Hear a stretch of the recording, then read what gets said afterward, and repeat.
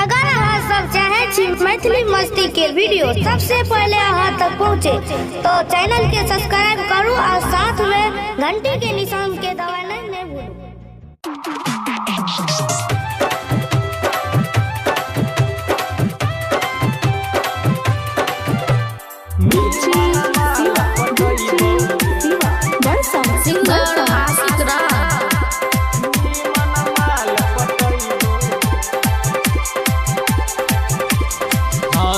सुने के छौरी हर जइया प्यार क्या के तू भली कसैया प्यार क्या के तू भली कसैया प्यार क्या के तू भली कसैया।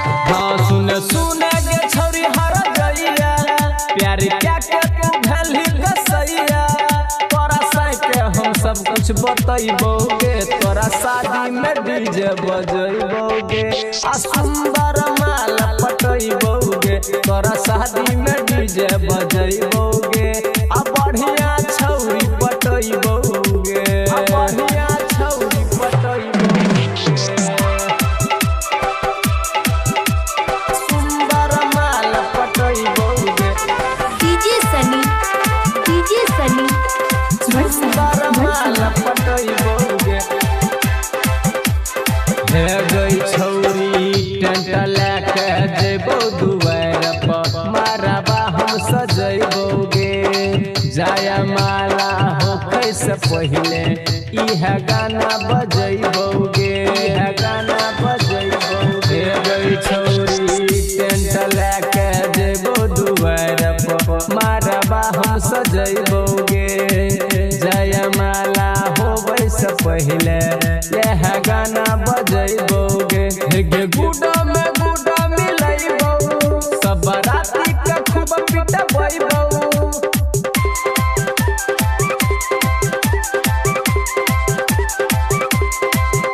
गे गुडा में गुडा मिलैबो सब राती के खूब पिटबैबो।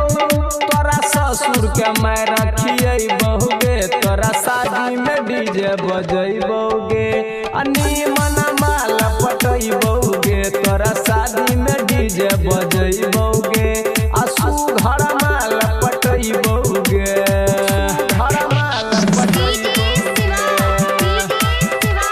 सुंदर माल पटैबोगे सुंदर माल पटैबोगे। हाँ लेके मौका धोखा तू दिहली के करा हम कहबोगे जे करे से प्यार करबै ओकरे संग में रहबोगे ओकरे संग में रहबोगे। हे गई छौरी लेके मौका धोखा तू दिहली के करा हम कहबोगे जे करे से प्यार करबै ओकरे संग में रहबोगे। हे गे कहे छो आशिकिया बेला मारो में लगतौ मेला